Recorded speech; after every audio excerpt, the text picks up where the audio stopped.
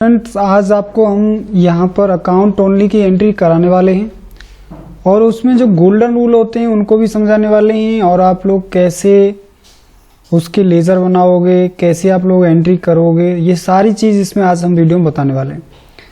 तो सबसे पहले आपको करना क्या है कि आपको कॉपी पेंसिल लेके बैठ जाना है और उसको नोट करना है जो भी हम यहाँ पर इस वीडियो में बताने वाले हैं। देखिए, दो मेथड होते हैं जिससे स्टूडेंट गोल्डन रूल को याद करते हैं और उसके तरीके को समझते हैं। तो बहुत सारी बुक्स में या बहुत सारी वीडियोस में आपने देखा होगा कि उसका गोल्डन रूल जो होते हैं वो आपके, अगर मैं बताऊं तो दो तरीके से यहाँ पर उनको इंडिकेट किया जाता है। एक तो यहाँ पर DR से और एक CR से, कि कौन सी चीज़ है जिनको हम लोग DR के अंदर डालेंगे और कौन सी चीज़ हैं जिनको हम लोग CR के अंदर डालेंगे। तो अभी आपको ये जो मेथड मैं बता रहा हूँ, ये मेथड है जो कि यूनिवर्सल है और जो सही है, कि जितने भी खर्चे होते हैं या आपको लॉसेस होते हैं वो सभी आपको डालने होते हैं DR में।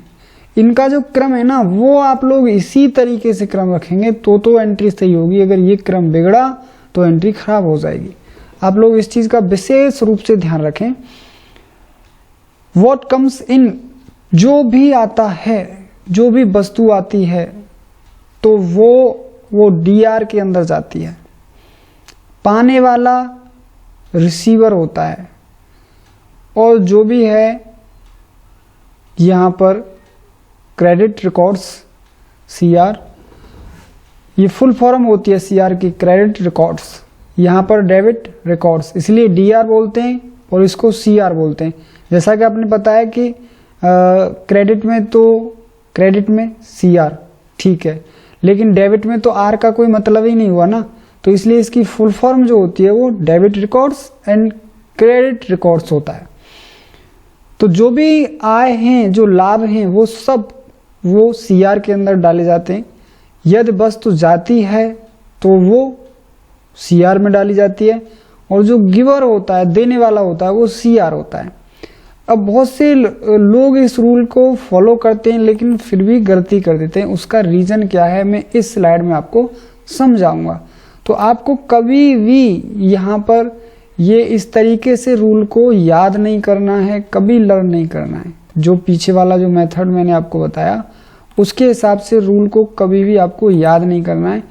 जो कि ये जो मेथड है वो एकदम रॉन्ग है। कैसे कि उसका जो क्रम्स है ना, जो उसका सीरियल है उसको चेंज कर देते हैं। जैसे कि पाने वाला पहले इसको कर दिया, फिर ये वस्तु अगर जाती है, आती है तो फिर आपको डेबिट कर दिया, और अगर ऑल एक्सपेंसेस एंड लॉसेस जो हैं वो सभी खर्चे और घाटे जो हैं वो सबको यहाँ पर DR में डाल देते हैं। ये सबसे बड़ी मिस्टेक करते हैं कि इसका जो सीरियल है ना, जो क्रम है, वो आपको क्या है ना, उसको चेंज नहीं करना है। उसको एकदम बिल्कुल एक्यूरेट जो मैंने यहाँ पर दिया है उसकी तरह उसी तरीके से आपको रखना है।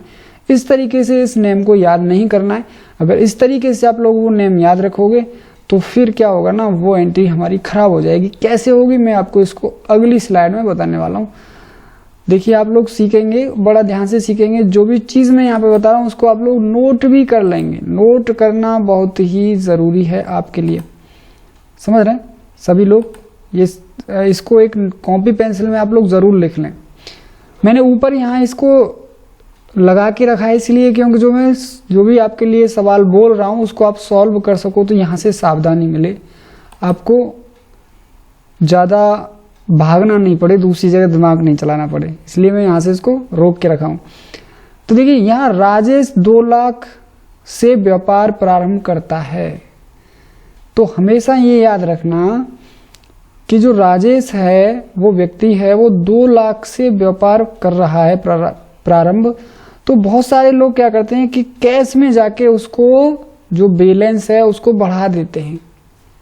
वो तो होना चाहिए क्योंकि कैश अकाउंट में जाके आएगा, लेकिन उसको डायरेक्ट कैश में न करके आप लोगों को क्या करना है, इसकी एक जर्नल एंट्री कर लेनी है। क्या आपको DR में कैश अकाउंट लेना है और CR में कैपिटल अकाउंट लेना है। हमेशा याद रखना, जहां भी पैसा बढ़ता है वो चीज डीआर में आती है।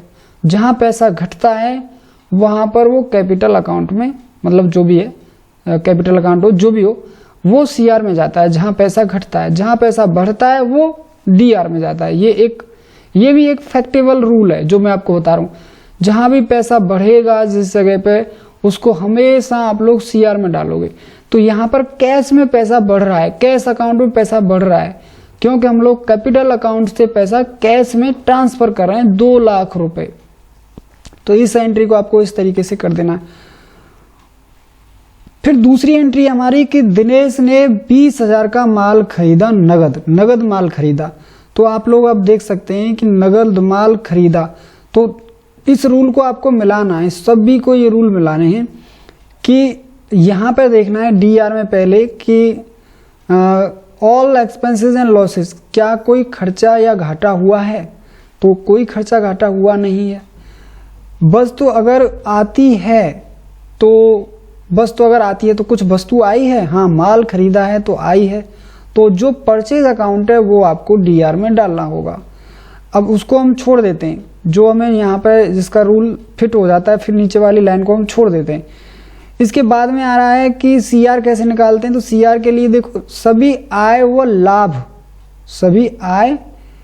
लाभ, क्या कुछ लाभ हुआ है या कुछ आय हुई है? तो यहाँ पर तो कोई लाभ या जो आय नहीं हुई है। यदि वस्तु जाती है, कोई वस्तु गई है क्या? माल खरीदा है तो वस्तु तो कोई गई नहीं है। देने वाला मतलब कौन देगा? तो ये कैश अकाउंट से हमारे में पैसा गया है, तो यहाँ पर सीआर में वो आपका ये जो गिवर है वो आ जाएगा। अब दूसरे नेम से देखते हैं कि जहां भी पैसा बढ़ता है तो वहां पर परचेज अकाउंट आता है। मतलब बोले तो परचेज अकाउंट क्या होता है कि जब कभी भी आप लोग कभी भी एंट्री करो खरीद की, चाहे आप उधार माल खरीदो चाहे नगद माल खरीदो, हमेशा परचेज अकाउंट को डीआर में ही रखना, क्योंकि पैसा इधर से कैश से गया है तो जो घटता है उसको हम लोग सीआर में रखते हैं और जहां बढ़ता है उसको डीआर में रखते हैं। इस रूल को आप लोग फॉलो करना। महेश से 500 रुपए ब्याज प्राप्त हुई, महेश से 500 रुपए ब्याज प्राप्त हुई। तो देखिए अब इसमें थोड़ा सा ऊपर जाके देखिए, थोड़ा सा अंतर कर लेते हैं। यहां पर क्या अंतर कर लेते हैं कि प्राप्त हुआ, पाने वाला क्या कर लेते हैं, पाने वाला, इसको रिसीवर समझ लेते हैं। तो देखिए ये जो चीज है ना, ये तुम्हारे अकाउंट में जो रियल अकाउंट है उसमें काम करेगा, पाने वाला, ठीक है। लेकिन अगर आप लोग इसको केवल नॉमिनल अकाउंट्स के अंदर इसको ले जाते हो रूल को, तो ये गलत है, ये रॉन्ग है। क्योंकि ये तो केवल जो इंटरेस्ट वगैरह होता है, जो भी होता है, जैसे कि फंड वगैरह होता है, ये सब, या डिविडेंड वगैरह होता है, ये सब नाम मात्र के खाते होते हैं, ये रियल अकाउंट नहीं होते हैं।